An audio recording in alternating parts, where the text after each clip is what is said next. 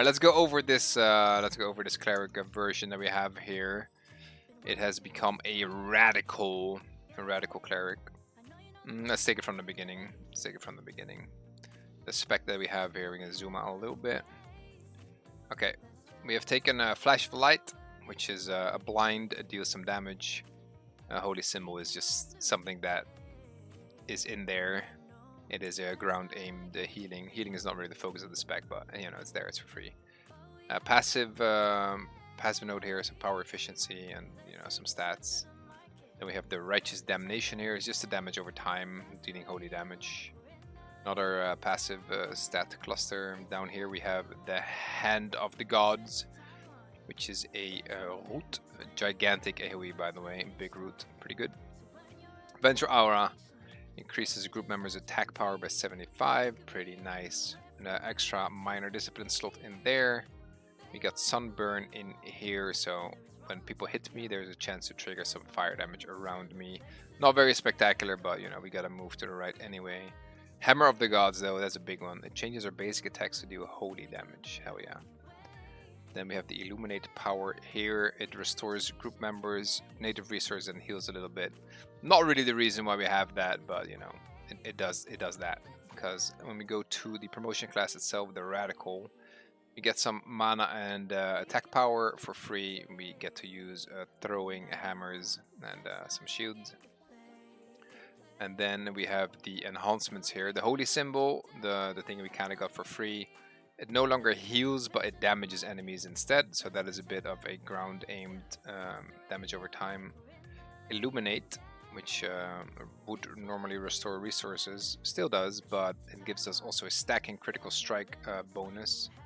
And it runs off when I score 3 hits. And then Flash of Light, our starting skill, transforms into Searing Light, which deals more damage and is resettable when I cast or when I crit with my auto attack, and that is because of the radical passive power here. So any basic attacks will reset my Searing Light. Any basic attacks that crit will reset the Searing Light. And then we have the Word of Wrath in here, which is pretty much just an execute. It deals some damage, but it deals more damage to targets that are low.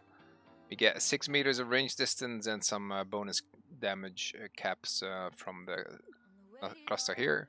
And we have taken a Fire Domain because I wanted to get Master of Focus in here.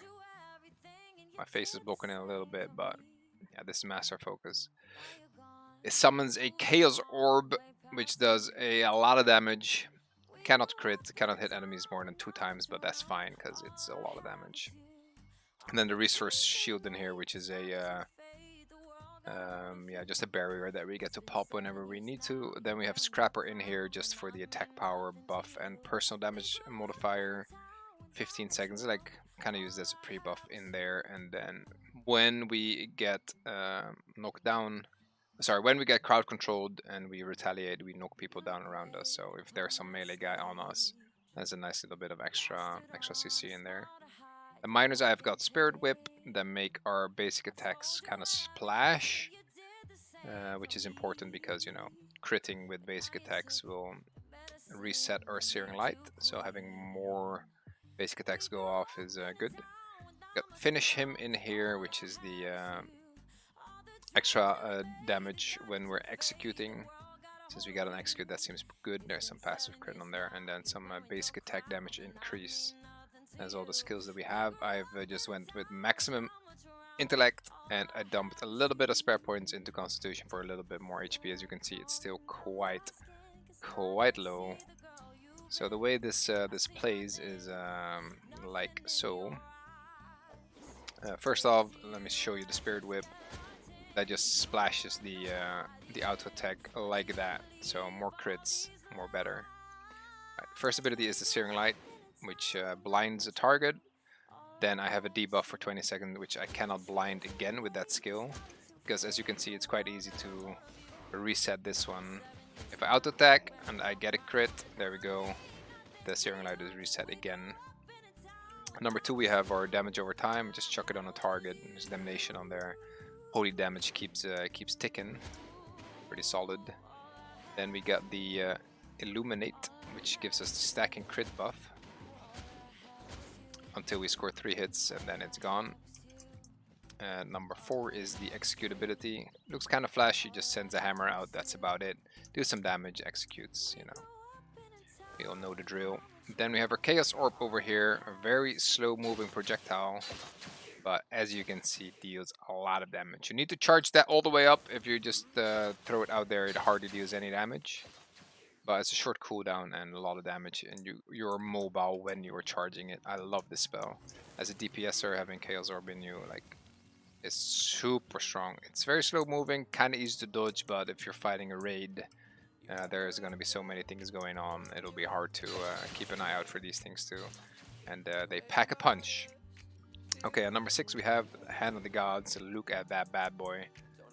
Gigantic AoE, and it roots people and it deals some damage. Wonderful. Number 7 is ground targeted damage over time, I want to call it. It's a little lackluster. It ticks a couple times, ticks quite slow. Doesn't really do anything other than that, but you know, AoE is AoE. Number 8 here, we have the barrier. As you can see, we just popped up a nice little barrier for ourselves. That's from the Master Focus. On number 9 here, we have our racial buff into the fray. Oh, that's actually not the racial buff, my bad.